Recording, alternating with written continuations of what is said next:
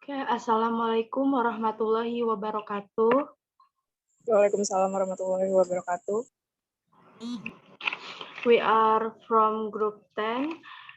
My name is Eka Adila and my friends Yunita Sari and Arum Fadila.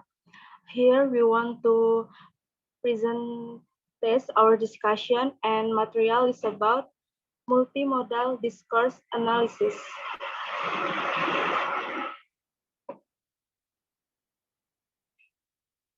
Okay, the first material will be presented by Yunita. Yunita, time is yours. The first material will be presented by Arum.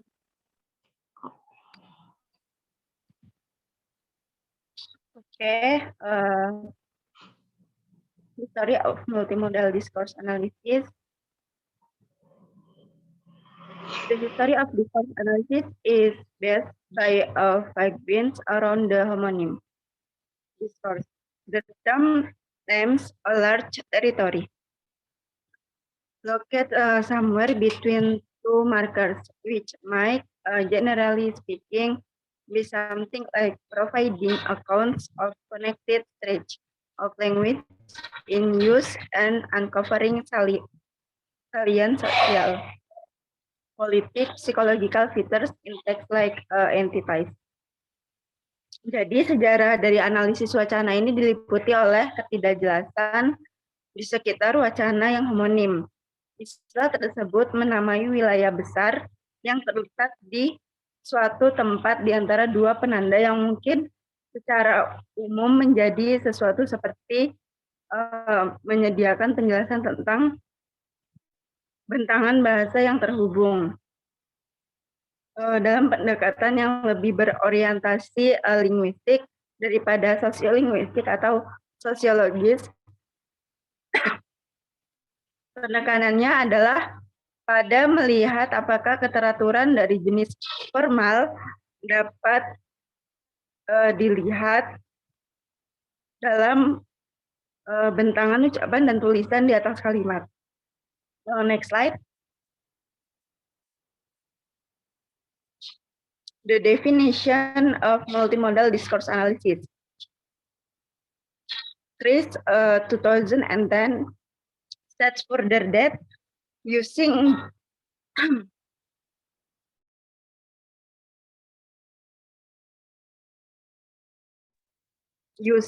three modes in one sign, writing and image and color as well, has real benefits. Each mode specific image, so what text too long to read. Therefore, looking at multiple modes at once, a more nuanced and complex analysis, especially when looking at online environments.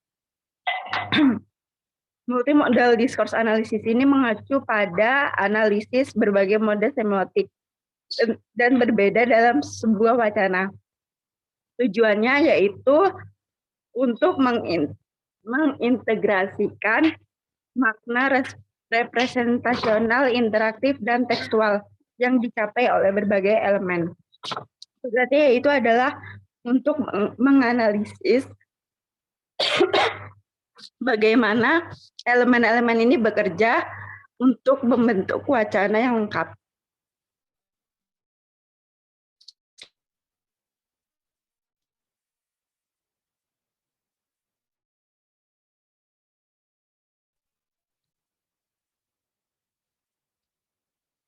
Next slide, Mbak Cici.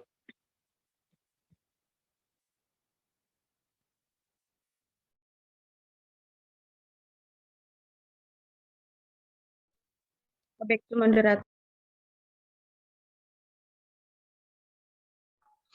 Okay, thank you, Arum. The next material will be presented by Yunita. Yunita, time is yours. Okay, I will explain. There are three interconnected theoretical assumptions underpin multimodality. The first is multimodality assume that representation and communication always draw on multiplicity of mode, all of which contribute to meaning.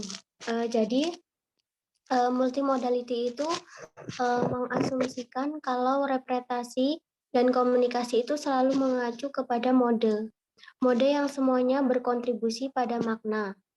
Nah, ini itu tuh berfokus pada menganalisis dan menggambarkan sumber daya pembuatan makna yang digunakan oleh seseorang atau oleh masyarakat, baik visual, lisan, isyarat, tertulis, 3 dimensi, dan lain sebagainya. Tergantung bagaimana representasinya dalam konteks yang berbeda. Ini nih mengembangkan sarana yang menunjukkan bagaimana multimodality ini diatur untuk membuat makna. And the second, multimodality assume that research are socially shaped over time to become meaning-making research that articulate the social, individual, or effective meaning demanded by the requirement of different communities. Jadi di sini nih yang kedua ini nih multimodality itu mengasumsikan kalau sumber daya ini dibentuk secara sosial dari waktu ke waktu. Untuk apa? Yaitu untuk menjadi sumber daya yang membuat makna yang diartikulasikan baik sosial, individu, atau efektif yang dituntut oleh persyaratan komunitas yang berbeda. And the third is people orchestrate meaning through their selection and dan konfigurasi mode mereka atau sumber daya mereka, jadi mengedepankan pentingnya interaksi antar mode. Nah, ini terjadinya tuh semua tindakan komunikasi dibentuk oleh norma dan aturan yang berlaku pada saat pembuatan tanda dan dipengaruhi oleh motivasi dan minat orang dalam konteks sosial tertentu. Next slide.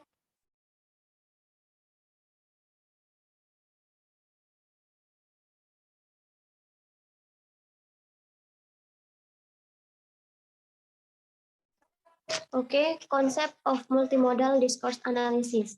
The first is meaning can be realized through text, symbols, gesture, picture, music, and color. And second, there are 3 types of social meaning that are drawn on simultaneously in the use of language, such as ideational, interpersonal, and contextual meaning. The first is mean that advertisement, because it can be reader to read the ad and buy the product.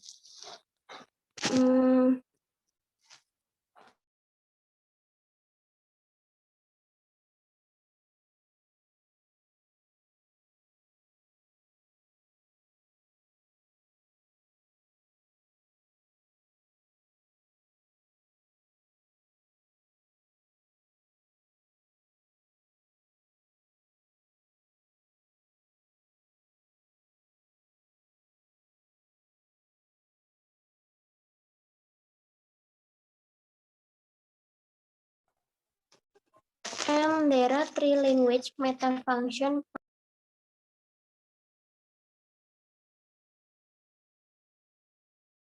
And the second is relate to speech function and modality or obligation and the degree of personality is included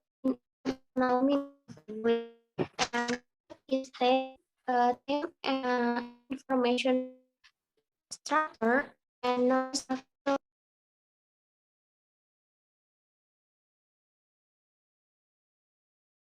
in the context meaning of the language.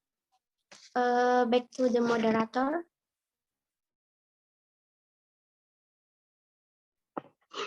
Okay, and the last material will be presented by me. Sorry.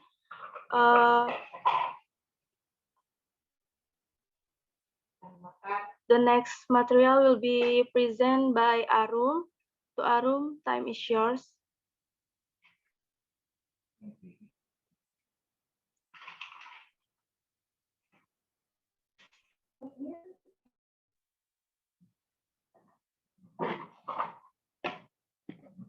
The characteristic of multimodal discourse analysis.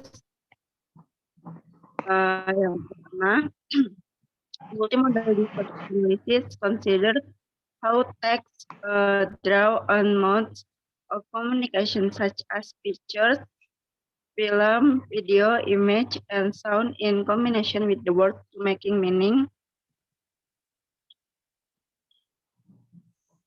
And then next about MDA considers how multimodal texts are designed and how semiotic research such as color, framing, focus, and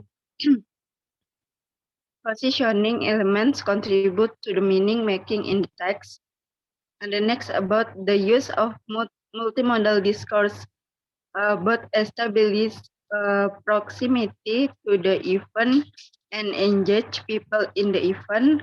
And the next about in analyzing multimodal discourse, consider the organization, placement, style, composition, color, and content. Back to moderator. Okay, and the last material will be presented by me. Next slide, Chi. Next slide.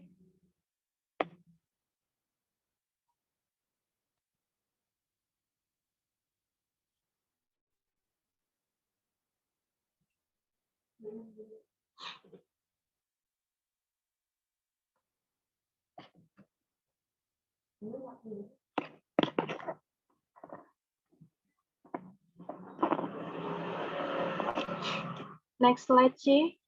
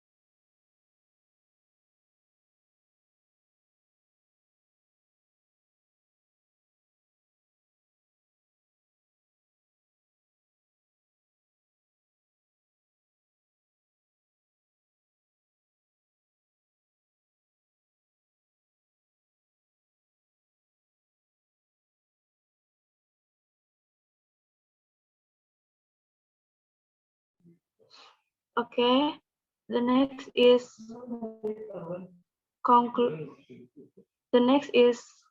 conclusion.